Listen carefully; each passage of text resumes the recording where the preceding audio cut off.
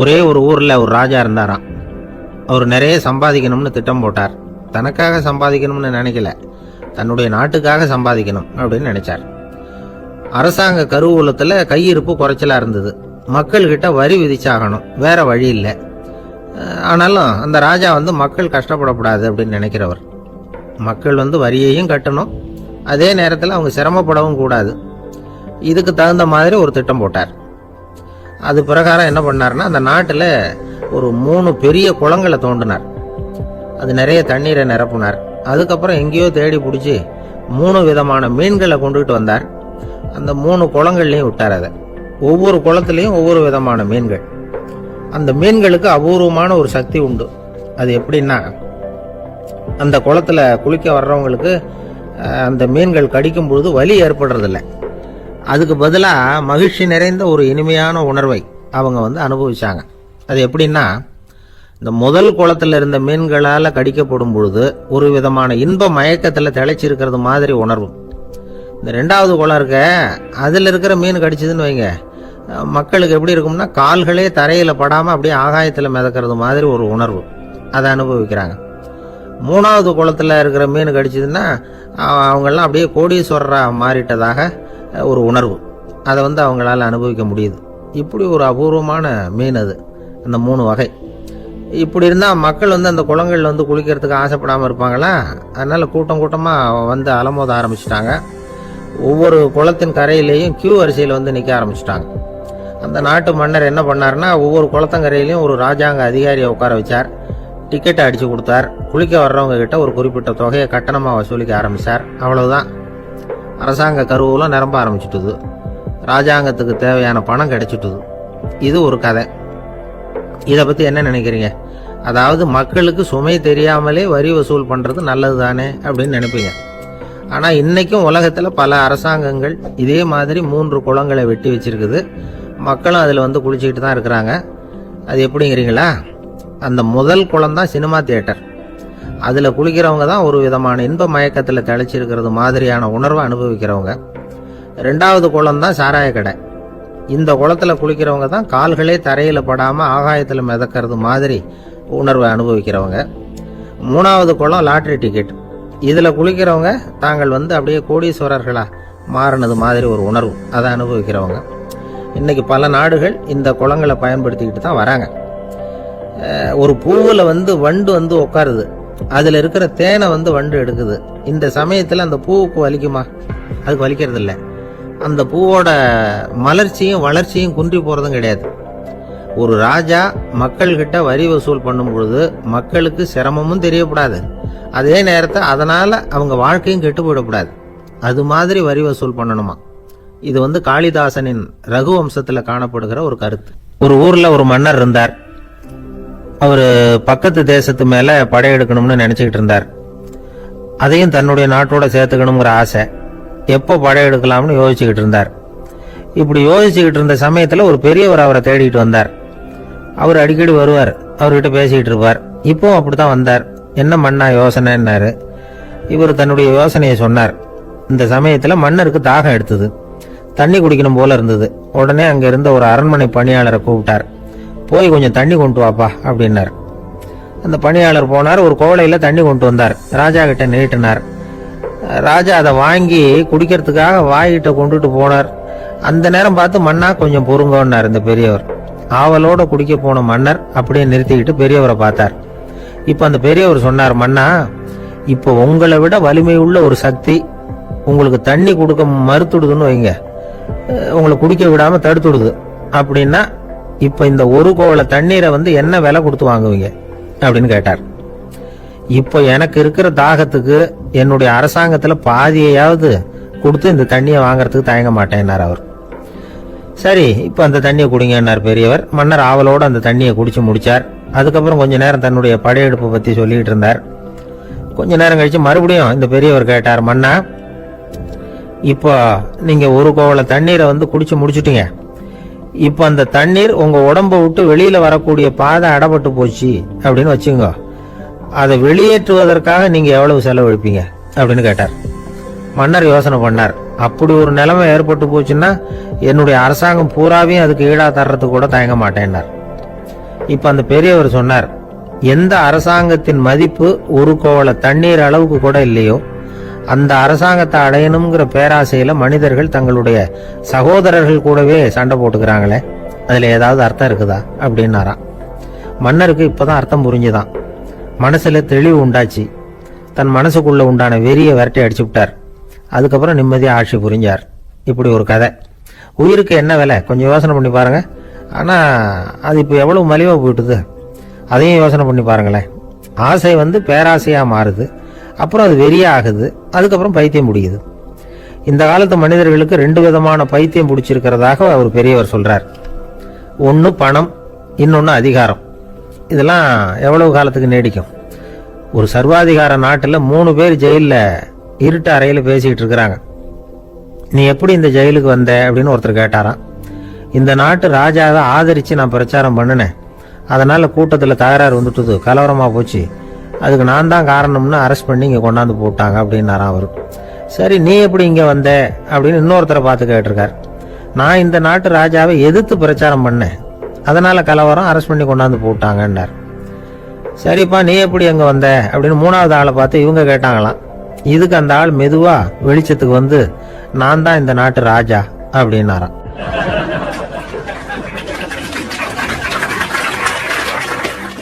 ஒரு ஆள் இருந்தார். விலங்குகள் பேர்ல அவருக்கு ரொம்பவும் பிரியம். அதனால ஒரு நண்பர் ஆனந்தமா சிகரெட் பிடிச்சிக்கிட்டு இருந்தார். இந்த பழக்கத்தை விட்டுடுங்களேன் அப்படின்னு சொல்லி பார்த்தோம். விட்டுடலாம்னு தான் பாக்குறேன், ஆனா முடியலையேன்னார். மனசு வச்சா எல்லாம் முடியும் அப்படின்னும்.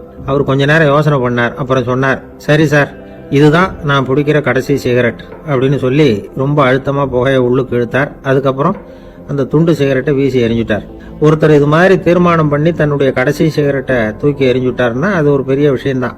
அதுக்கு பிறகு அவர் உடம்புல படிப்படியா என்னென்ன மாற்றங்கள் நடக்கும் அப்படிங்கறத பத்தி ஒரு விவர பட்டியலே வெளியிட்டு இருக்கிறாங்க.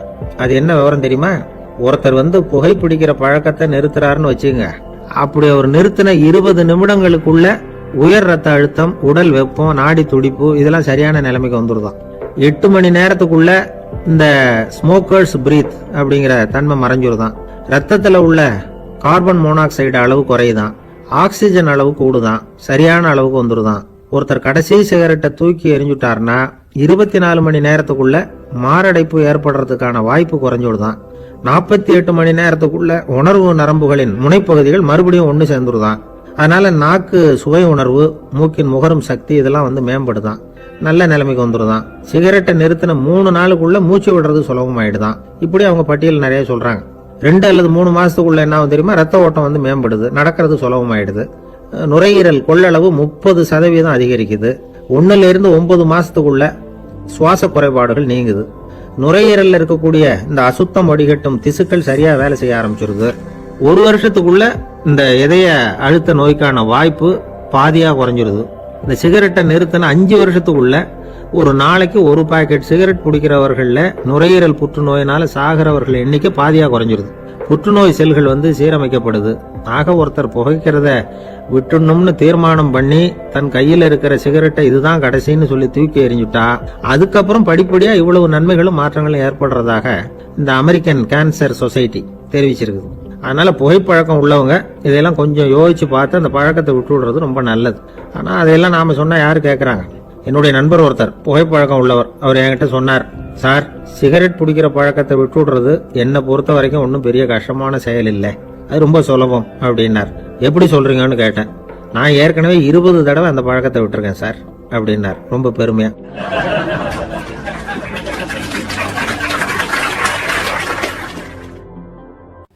ஒரு பெரிய பணக்காரர் ஒரு துறவிகிட்ட போய், சாமி, என்கிட்ட நிறைய பணம் இருக்கு, இருந்தாலும் நிம்மதி இல்லை, என்னால நிம்மதியா இருக்க முடியல, என்ன காரணம்னு கேட்டாராம். உடனே அந்த துறவி இதுக்கு நேரடியா பதில் சொல்லாம பக்கத்துல நின்றுகிட்டு இருந்த ஒரு குழந்தைய கூப்பிட்டார். அது ஓடியாந்தது. ஒரு ஆப்பிள் பழத்தை எடுத்து அது கையில கொடுத்தார். அதை வாங்கிக்கிட்டு குழந்தை சிரிச்சுது. இன்னொரு பழத்தை எடுத்து கொடுத்தார். அதை இன்னொரு கையில வாங்கிட்டு சிரிச்சுது. 3வது ஆப்பிள் எடுத்து கொடுத்தார். 2 பழத்தையும் நெஞ்சில் அணைச்சிக்கிட்டு 3வது பழத்தையும் வாங்கறதுக்கு முயற்சி பண்ணிச்சு. ஆனா அது உடனே நழுவி கீழே விழுந்து உருண்டு ஓடிச்சு. ஏற்கனவே இருந்ததும் விழுந்துட்டுது. இப்ப அந்த குழந்தை அழ ஆரம்பிச்சுட்டுது. இப்ப அந்த துறவி பணக்காரர்கிட்ட சொன்னாராம், குழந்தைய கவனிச்சியா, 2 ஆப்பிள் போதும்னு அது நினைச்சிருந்தா இப்போ அது அழ வேண்டிய அவசியம் வந்திருக்குமா அப்படின்னாராம். எதுவுமே அளவுக்கு மிஞ்சினா துன்பம் தான். இந்த காலத்துல இதெல்லாம் யாரு காதுல வாங்குறாங்க? ஒருத்தனை நல்ல வழிக்கு கொண்டு வரணும்னு நினைச்சு அவனை கூப்பிட்டு உட்கார வச்சு இந்த கதையை சொல்லிட்டு இருந்தாங்க. சொல்லிவிட்டு அந்த குழந்தை செஞ்சது தப்பு தானே அப்படின்னு கேட்டிருக்கிறாங்க. ஆமாம், தப்பு தான். நானா இருந்தா அப்படி செஞ்சிருக்க மாட்டேன் நானா இவன். 2 பழமே போதும்னு சொல்லியிருப்பியா அப்படின்னு கேட்டிருக்காங்க. அப்படி இல்லைங்க, அவர் கொடுக்க கொடுக்க ஒவ்வொரு பழமா வாங்கி பின்னாடி வச்சுட்டு மறுபடியும் கையை நீட்டுவேன் அப்படிங்கிறானா. இவெல்லாம் எந்த காலத்துல திருந்துறது?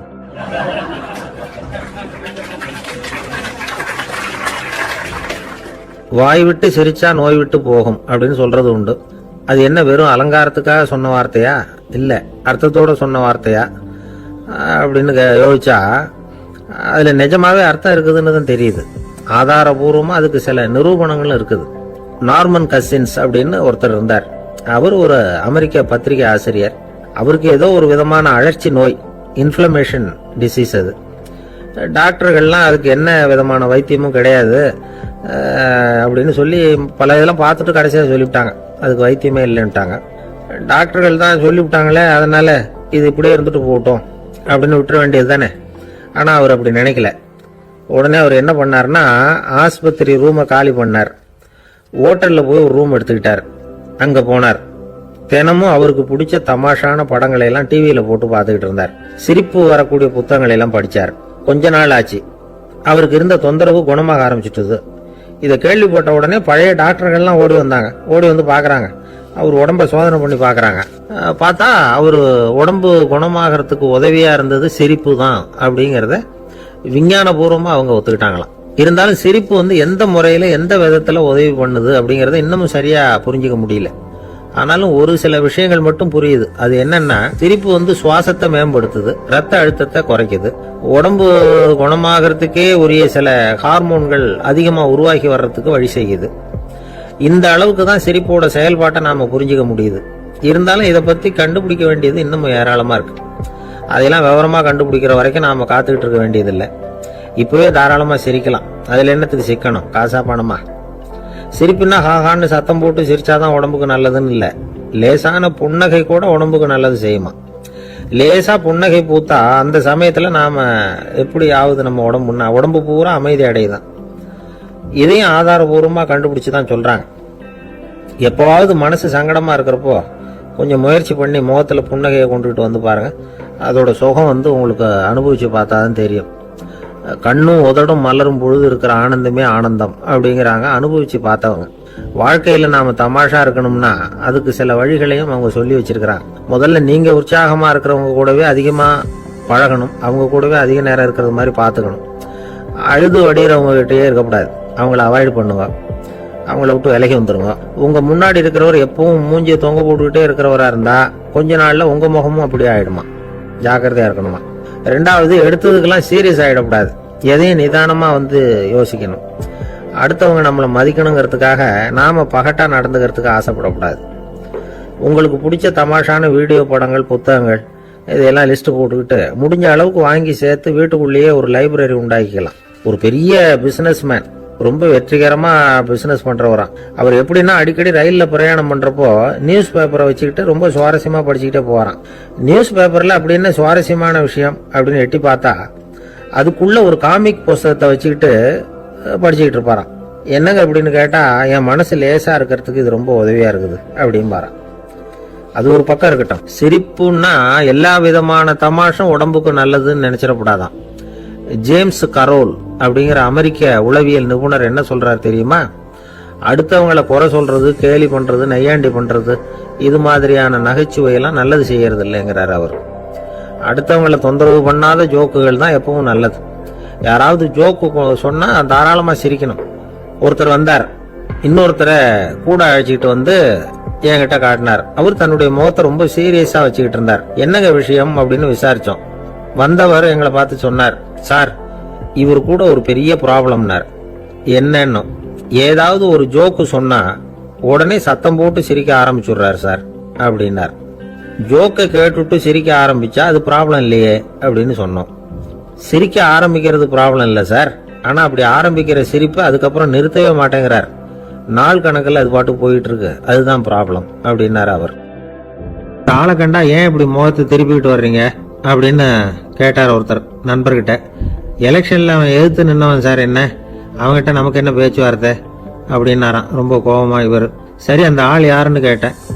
என் கூட பிறந்த தம்பி தான் சார் அப்படின்னார் அந்த கோபம் குறையாமல். அதாவது நம்ம ஊர் நிலவரம் இப்படி, அதாவது அண்ணனும் தம்பியும் எதிர்த்து நிற்பாங்க தேர்தலில், ஒருத்தர் கண்டா பேசிக்கிறது இல்லை. ஆனா இங்கிலாந்துல எப்படி தெரியுமா, அங்க ஒரே மேடையில போட்டி போடுற 2 வேட்பாளர்களும் பேசுவாங்களாம், பட்டிமன்றம் மாதிரி. ஒருத்தர் முதல்ல எழுந்திருப்பார், நான் இந்த தேர்தலில் வெற்றி பெற்றால் என்னென்ன செய்வேன் அப்படின்னு சொல்லிவிட்டு உட்காருவார். அதுக்கப்புறம் அடுத்தவர் எழுந்திருப்பார், அவர் சொல்லுவார், நான் வெற்றி பெற்றா இந்த மக்களுக்கு என்னென்ன செய்வேன், இந்த நாட்டுக்கு என்னென்ன செய்வேன் அப்படிங்கறத சொல்லிவிட்டு உட்காருவார். 2 பேரும் ஒரே மேடையில பேசுவாங்க. மக்கள் 2 பேர் பேச்சையும் கேட்டுக்கிட்டு ஒரு முடிவுக்கு வருவாங்க. இதுதான் அங்க உள்ள பழக்கம். இங்க அப்படி இல்லை. இங்க ஒருத்தர் பார்த்தாவே முகத்தை திருப்பிக்கிறது. ஒரு தடவை இது மாதிரி ஒரு கூட்டம் நடந்துகிட்டு இருக்கு அங்க வெளிநாட்டுல தான். நேரத்துக்கு சரியா ஒரு வேட்பாளர் வந்து சேரல. இது இங்கிலாந்துல நடந்த நிகழ்ச்சி. அப்புறம் என்னாச்சுன்னா, ஒருத்தர் வந்துட்டாரு, இன்னொருத்தர் வந்து சேரல. அப்புறம் உடனே அந்த ஒருத்தர் வந்தவர் பேச ஆரம்பிச்சிட்டார். அதாவது அந்த இன்னொருத்தர் சார்பாவே பேசிட்டாராம். அதாவது அவர் வரல, நான் அவர் சார்பா நான் பேசிடுறேன். அதாவது அவர் ஜெயிச்சுட்டா அவர் என்னென்ன செய்வார் இந்த நாட்டுக்கு அப்படின்னு சொல்லி அவர் பக்கத்துல உள்ள நியாயத்தை எடுத்து இவரே சொல்லிட்டாராம். இப்படிலாம் அங்க நடந்துதான். இது எப்பேற்பட்ட தேர்தல் பண்பாடு பாருங்க. அதனால இன்னொரு விஷயம், இப்ப இங்கிலாந்துல எல்லாம் ஓட்டு கேட்கறப்ப வெற்றியா தோல்வியாங்கிறத ஓரளவுக்கு யூகிச்சுடலாமா. இப்போ ஒரு வேட்பாளர் ஒரு வீட்டுக்கு முன்னாடி போய் நின்று எனக்கு ஓட்டு போடுவோன்னு கேட்கறாருன்னு வச்சுங்களேன், அதுக்கு என்ன பார்த்து செய்யறோம், போயிட்டு வாங்க அப்படின்னு சில வீடுகள்ல வாசல்ல நின்னே சொல்லி அனுப்பிச்சிருவாங்களாம். வேற சில வீடுகள்ல எப்படின்னா, வேட்பாளரை வீட்டுக்குள்ள கூப்பிட்டு காபி சாப்பிட சொல்லி உபசரிச்சு அதுக்கப்புறம் அனுப்பி வைக்கிறது வழக்கமா. இதுல எந்த வீட்டு ஓட்டு நிச்சயம் தெரியுமா? வாசல்ல நின்னே வழி அனுப்பி வச்சுடுறாங்க பாருங்க, அவங்க ஓட்டு நிச்சயம். உள்ள கூப்பிட்டு காப்பி கொடுத்து அனுப்புறாங்க பாருங்க, அவங்க ஓட்டு நிச்சயம் இல்லையா. சரி, அப்புறம் ஏன் அந்த உபசரிப்பு அப்படின்னு கேட்டா அதுக்கு ஒரு காரணத்தை சொல்றாங்க. அதாவது அது ஒரு அனுதாபத்தை தெரிவிக்கிற முறையா. ஐயோ பாவம், நாம இவருக்கு ஓட்டு தான் போட போறதில்ல, இதையாவது செய்வோம், காப்பியாவது சாப்பிட்டு போட்டோம் அப்படிங்கிற எண்ணமா. இப்படி அந்த ஊர் பழக்கம். ஆக அந்த ஊர்ல நிறைய காப்பி சாப்பிடணும்னு ஒருத்தர் ஆசைப்பட்டா தேர்தலில் தோத்து போறதுக்கு தயாரா இருக்கணும். ஒரு சமயம் ஒரு ஊர்ல தேர்தல் நடந்துதான். ஒரு தொகுதியில நின்று தோத்து போன ஒருத்தர் கையில ஒரு துப்பாக்கியோட ஊருக்குள்ள சுத்திக்கிட்டு இருந்தாராம். ஒரு போலீஸ்காரர் அவரை பார்த்துட்டு சந்தேகப்பட்டிருக்கார். அதனால அவரை தடுத்து நிறுத்தி, என்ன இது துப்பாக்கியோட சுத்துறீங்களேன்னு விசாரிச்சிருக்கார். இதுக்கு அவர் சொன்னாராம், சார், இந்த தொகுதியில மொத்தம் 1,00,000 வாக்காளர்கள், அதுல எனக்கு 10,000 பேர் மட்டும்தான் எனக்கு ஓட்டு போட்டிருக்கிறாங்க. அப்படின்னா எனக்கு வேண்டாதவங்க இந்த தொகுதியில 90,000 பேர் இருக்கிறாங்கன்னு அர்த்தம். இப்படி ஒரு சூழ்நிலையில நான் என்னுடைய பாதுகாப்புக்கு ஆயுதம் இல்லாம நடமாடலாமா அப்படின்னு கேட்டாராம். எவ்வளவு எச்சரிக்கை பாருங்க. நம்ம ஊர்ல சில பேர் ஓட்டு கேட்கிற விதமே தனி. ஒருத்தர் ரொம்ப சாமர்த்தியமா ஓட்டு கேட்பாராம். அவர் எப்படின்னா, ஒரு வீட்டுக்கு போறாருன்னு வச்சுங்களேன், அந்த நேரம் அந்த வீட்டுக்காரரு என்ன செஞ்சுட்டு இருக்கிறாரோ அதே வேலையை இவரும் கொஞ்ச நேரம் செய்வாராம், அவருக்கு ஒத்தாசையா. அதுக்கப்புறம் மெதுவா பேச்சு கொடுப்பார், ஓட்டு கேட்பார், இது மாதிரி எலெக்ஷன்ல நிக்கிறேன் கவனிக்கணும்னு. அது மாதிரி ஒரு தடவை அவர் போனப்ப அங்க அவர் என்ன பண்ணிட்டு இருக்காரு, வீட்டுக்கு பின்னாடி மாட்டு கொட்டையில பால் கறந்துட்டு இருக்காரு ஒரு பசுமாட்டுக்கிட்ட. அந்த வீட்டுல இவர் ஓட்டு கேட்க போனவர் இவர் ஓடி போய் இன்னொரு சொம்பை எடுத்துக்கிட்டு அதே மாட்டுக்கு இன்னொரு பக்கம் போய் உட்காந்துக்கிட்டு இவரும் பால் கறக்க ஆரம்பிச்சிட்டார். எதிர உட்காந்துட்டு இருக்காரு அவரு, இவர் இந்த பக்கம் உட்காந்துருக்காரு. கீழே கொஞ்சம் குனிஞ்சு பார்த்தா ஒருத்தர் முகத்தை ஒருத்தர் பார்க்கலாம். கொஞ்ச நேரம் ஆனதுக்கு அப்புறம் இவர் மெதுவா அவர்கிட்ட பேச்சு கொடுத்தாராம். இது மாதிரி நான் எலெக்ஷன்ல நிக்கிறேன், நீங்க ஓட்டு போடணும், அதுக்காக தான் வந்தேன்னாராம். அது முடியாதுங்களேன்னாராம் அவரு. ஏன்னு கேட்டிருக்கார். நான் இந்த வீட்டுக்காரன் இல்ல, நானும் உன்ன மாதிரி ஓட்டு கேட்க வந்தவன் தான் அப்படின்னாராம் அவரு.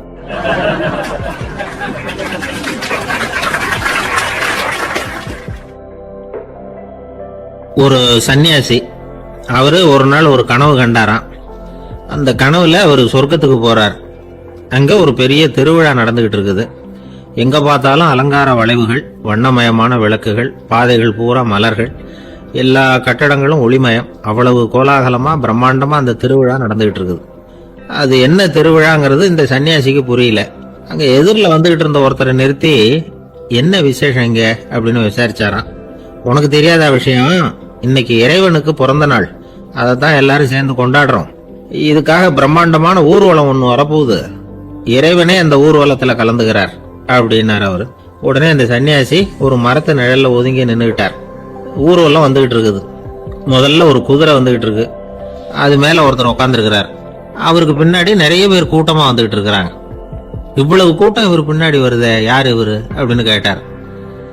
ஒரு மதத்தின் பெயரை சொல்லி இவர் அந்த மதத்தின் தலைவர் அவரை பின்பற்றுகிற மக்கள் கூட்டம் பின்னாடி வந்துகிட்டு இருக்குது அப்படின்னு விவரம் சொல்லியிருக்கிறாங்க. இவங்களுக்கு அடுத்தபடியா இன்னொரு குதிரையில ஒருத்தர் வந்துகிட்டு இருக்கிறார். அவருக்கு பின்னாடி ஏகப்பட்ட கூட்டம். இவர் யாருங்க அப்படின்னு கேட்டிருக்காரு சன்னியாசி. அங்க இருக்கிறவங்க விவரம் சொல்லியிருக்கிறாங்க. இன்னொரு மதத்தின் பெயரை சொல்லி இவர் அந்த மதத்தினுடைய தலைவர், அவர் வழியை பின்பற்றுகிறவர்கள் அவர் பின்னாடி கூட்டமா வந்துகிட்டு இருக்கிறாங்க அப்படின்னு இருக்காங்க. இப்படி ஒவ்வொருத்தரா குதிரை மேல வந்துகிட்டே இருக்கிறாங்க. அவங்கள பின்பற்றியும் ஒவ்வொரு கூட்டம் வந்துகிட்டே இருக்குது. அந்த பெரிய ஊர்வலம் அது பாட்டுக்கு போயிட்டு இருக்குது. கடைசியா அது முடிஞ்சது ரொம்ப நேரம் கழிச்சு. அதுக்கப்புறம் கொஞ்ச நேரம் கழிச்சு ஒரு வயசான ஆள் குதிரை மேல வந்துகிட்டு இருக்கிறார். ஆனா அவருக்கு பின்னாடி யாருமே இல்லை. அவரு பரிதாபமா தனியா வந்துகிட்டு இருக்கிறார். அவரு அந்த ஊர்வலத்தை சேர்ந்தவரா இல்லையாங்கிறதே தெரியல. இவர் யாரு, இவர் ஏன் இப்படி தனியா வந்துகிட்டு இருக்கிறார் அப்படின்னு கேட்டிருக்காரு அந்த சன்னியாசி. என்னது இப்படி கேக்குறீங்க? இவர் தான் கடவுள், இவருக்காக தான் இன்னைக்கு இந்த ஊர்வலமே நடக்குது, இவருக்கு தான் இன்னைக்கு பிறந்த நாள், முன்னாடி போற ஊர்வலம் பூரா இவருடைய பிறந்த நாளை கொண்டாடுறதுக்காக தான் அப்படின்னு இருக்காங்க. இதை கேட்டதும் அந்த சன்னியாசிக்கு திடுக்குன்னு தூக்கி போட்டிருக்கு. இது வரைக்கும் கனவு கண்டுகிட்டு இருந்தவர் மூச்சுக்கிட்டார். அதுக்கப்புறம் தான் யோசிச்சு பார்த்திருக்கார். உண்மைதான், மக்கள் எல்லாரும் வந்து பக்தி மார்க்கத்துல போறதா நினைச்சுக்கிட்டு பாதை மாறி போயிட்டு இருக்கிறாங்க. கடவுளை பின்பற்றுவதாக நினைக்கிறாங்க பக்தர்கள். ஆனா கடவுளுக்கு பின்னாடி யாருமே இல்லை. இன்னமும் இயல்பா இதை பத்தி யோசிச்சு பார்த்தா உண்மைக்கு பின்னாடி தான் நான் போய்கிட்டு இருக்கேன் அப்படின்னு நிறைய பேர் சொல்றாங்க. ஆனா அந்த உண்மை வந்து அனாதையா போய்கிட்டு இருக்குது. அப்படி ஆயிட்டுது உலகம். இந்த காலத்திலயும் ஒரு ஊர்வலம், ஒரு பெரிய மனுஷருக்கு பிறந்த நாள் விழா. அவரு குதிரை மேல ஏறி முன்னாடி போயிட்டு இருக்கிறார். அவருக்கு பின்னாடி ஒரு 100 பேர் தொண்டர்கள் அவங்க பாட்டுக்கு போறாங்க. எல்லாம் பணம் கொடுத்து ஏற்பாடு பண்ணவங்க. எல்லாம் பணம் வாங்கிட்டு பின்னாடி போயிட்டு இருக்கிறாங்க. கொஞ்ச தூரம் நடந்ததும் கால் வலிக்க ஆரம்பிச்சுட்டுது. ஒவ்வொருத்தரும் அப்படியே ஒதுங்க ஆரம்பிச்சுட்டாங்க. அதான் முன்னாடியே பணம் கிடைச்சிட்டுதே, இனிமே ஒதுங்கினா என்னன்னு ஒதுங்கிட்டாங்க. ஒரு கட்டத்துல குதிரையில போறவர் தற்செயலா திரும்பி பாக்குறாரு, பின்னாடி யாருமே இல்லை, எல்லாரும் ஓடி போயிட்டாங்க. ஒரே ஒரு ஆள் மட்டும் ரொம்ப விசுவாசமா பின்னாடி நடந்து வந்துகிட்டு இருந்தான். ஏன்பா நீ மட்டும் வந்துகிட்டு இருக்கிறிய, நீ வீட்டுக்கு போகலையான்னு கேட்டிருக்காரு அவரு. நீங்க அந்த குதிரையையும் அதுக்குள்ள வாடகை பணத்தையும் கொடுத்துட்டீங்கன்னா நானும் போயிடுவேன் அப்படின்னு நானா இந்த ஆள்.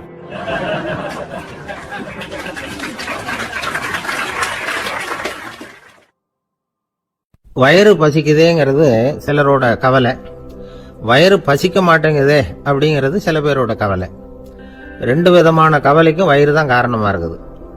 வயிறு பசிச்சதுன்னா அது இயற்கை, வயிறு பசிக்கலைன்னா அது வியாதி. ஆனா பசியையும் நாம வந்து பசிப்பிணி அப்படின்னு தான் சொல்லுவோம். என்ன காரணம்? வியாதியை போக்க வேண்டியது எவ்வளவு முக்கியமோ அதை விட முக்கியம் பசியை போக்க வேண்டியது. ஒரு சமுதாயத்துல பசிப்பிணியே இருக்கக்கூடாது, அதுதான் நல்ல சமுதாயம்.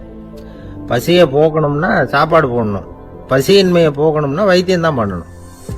இது சம்பந்தமா எவ்வளவோ ஆராய்ச்சிகள் நடக்குது, நிறைய மருந்து கண்டுபிடிச்சிருக்கிறாங்க. நம்ம உடம்புல பசியை தூண்டக்கூடிய பகுதி எது, இதை முதல்ல தெரிஞ்சுக்கணும் இல்லையா? நாம சாப்பிடுற ஆகாரம் செரிக்கிறதுக்கு எது காரணம் தெரியுமா? நம்ம மூளையோட பின்பகுதி தான் அதுக்கு காரணமா இருக்குதாம். மூளையின் பின்பகுதியில நரம்பு செல்களால் ஆன 2 வகையான ஆரக்சின்கள் தான் பசியை உண்டாக்குது அப்படின்னு கண்டுபிடிச்சிருக்கிறாங்க. 2 ஆய்வாளர்கள் இதை கண்டுபிடிச்சிருக்காங்க. அவங்க 2 பேரும் டெக்சாஸ் பல்கலைக்கழகத்துல ஹார்வர்டு ஹக்ஸ் மருத்துவ கல்வி நிலையத்துல பணிபுரிகிறவங்களாம். உண்பது தேவைங்கிறது உணரப்படும் போது மூளையின் அந்த குறிப்பிட்ட பகுதி ஆரக்சின் அப்படிங்கிற ஹார்மோன்களை சுரக்கும். அது பசி உணர்வை தூண்டும் அப்படிங்கிறது தான் அந்த ஆய்வாளர்களின் கண்டுபிடிப்பு. இந்த ஆரக்சின் வேற சில உயிரினங்கள்லயும் உண்டு. இப்ப எலிகள்ல கூட இது இருக்குது. அதனால எலிகளை வச்சு இது சம்பந்தமா ஆராய்ச்சி பண்ணாங்க. எலிகள் உடம்புல ஆரக்சினை செலுத்தி பார்த்தாங்க. உடனே என்னாச்சு தெரியுமா? அந்த எலியெல்லாம் பசியால துடிக்க ஆரம்பிச்சுட்டுது. எதையாவது தின்னு பசியை தீர்த்தா போதுங்கிற அளவுக்கு அந்த எலிகள்லாம் அல்லாட ஆரம்பிச்சுட்டுது. இயல்பா சாதாரணமா அந்த எலிகள் எவ்வளவு சாப்பிடுமோ அது மாதிரி 8 முதல் 10 மடங்கு அதிகமான ஆகாரத்தை 1 மணி நேரத்துக்குள்ள சாப்பிட்டு தீர்த்துட்டுதான். சில எலிகளின் மூளையில இந்த ஆரக்சின் அளவை கட்டுப்படுத்தி பார்த்துருக்குறாங்க.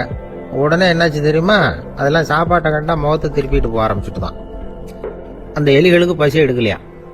இந்த ஆராய்ச்சியின் அடிப்படையில பசியை எடுக்காமல் இருக்கிற மனிதர்களுக்கும் பசியை தூண்ட முடியும் அப்படின்னு சொல்லி ஆராய்ச்சியாளர்கள் தெரிவிச்சிருக்கிறாங்க. ஆக ஆரக்சின் தான் பசிக்கு காரணம்ங்கிறது தெரிஞ்சு போச்சு. சரி, இந்த ஆரக்சின் அப்படின்னா என்ன? அது ஒரு கிரேக்க சொல். அதுக்கு வந்து பசின்னு அர்த்தம். நம்ம ஆளுங்களுக்கெல்லாம் பசியை தூண்டுறதுக்கு மருந்து தேவையில்லை, பசியை குறைக்கிறதுக்கு தான் மருந்து தேவை. ஒரு அம்மா டாக்டரை தேடி வந்தாங்களாம். டாக்டர், எங்கள் வீட்டுக்காரருக்கு திடீர்னு அகோர பசி, நிறைய சமைச்சு போடுறேன், அவ்வளவையும் சாப்பிட்டுட்டு கீழே கிடக்கிற குப்பை கூலங்களையும் எடுத்து சாப்பிட ஆரம்பிச்சுடுறார். இது என்னன்னு கவனிச்சு பாருங்க அப்படின்னாங்களாம். எவ்வளவு நாளாக அப்படி இருக்குதுன்னு கேட்டிருக்காரு டாக்டர். 1 வாரமாக அப்படி இருக்குதுன்னாங்களாம். இவ்வளவு நாளாக ஏன் சும்மா இருந்தீங்க, ஆரம்பத்திலே இங்கே அழைச்சிட்டு வர வேண்டியது தானே அப்படின்னாரான் டாக்டர். அது ஒன்றும் இல்லை டாக்டர், வீடு பூரா சுத்தமாகட்டுமேன்னு பார்த்துக்கிட்டு இருந்தேன் அப்படின்னாங்களாம் அந்த அம்மா.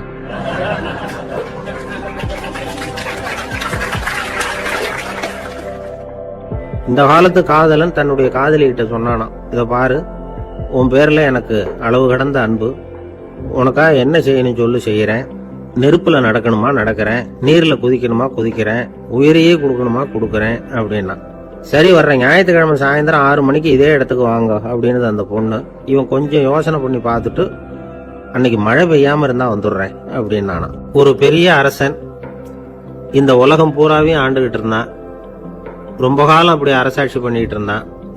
திடீர்னு அவனுக்கும் சில எதிரிகள் முளைச்சாங்க. அவங்கெல்லாம் ஒன்று சேர்ந்து இவனை தோற்கடிச்சுட்டாங்க. தோத்து போனது இவனுக்கு பயம் வந்துட்டுது, எங்கே எதிரிகள் நம்ம கொண்டுடுவாங்களோ அப்படின்னு. வெளியில வந்தா தனக்கு ஆபத்துன்னு பயந்துக்கிட்டு யாருக்கும் தெரியாம ஒரு குகைக்குள்ள போய் பதுங்கி கிடக்குறான். நிலைமைய பாருங்க. முதல் நாள் அரண்மனையில அதிகாரம் பண்ணிக்கிட்டு இருந்தவன் மறுநாள் குகையில பயந்து போய் பதுங்கி கிடக்குறான். ராத்திரி நேரம் வந்தது, பசி வயத்தை கிள்ளுது, பிச்சை எடுத்து சாப்பிட வேண்டிய நிலைமை. பிச்சை எடுக்கிறதுக்கு பாத்திரம் வேணுமே, என்ன பண்றது அப்படின்னு அங்கேயும் இங்கேயும் பாக்குறான். ஒரு மூலையில யாரோ விட்டுட்டு போன ஒரு ஓடு கிடக்குது, அதை எடுத்துக்கிட்டு புறப்பட்டான். இருட்டில் வழி புரியல, ஏதோ ஒரு யூகத்துல காலை மெதுவா எடுத்து வச்சு நடந்து போயிட்டு இருக்கிறான். வழியில ஒரு கருப்பு நாய் படுத்து கிடந்தது. இருட்டுல அவன் இது கண்ணுக்கு சரியா தெரியல, அவனுக்கு தவறி போய் காலை வச்சுட்டான். அது மேல நாய் சும்மா இருக்குமா, வள்ளுன்னு விழுந்து கடிச்சு விட்டுது. காலை பாக்குறான், காலத்தையும் நினைச்சு பாக்குறான்.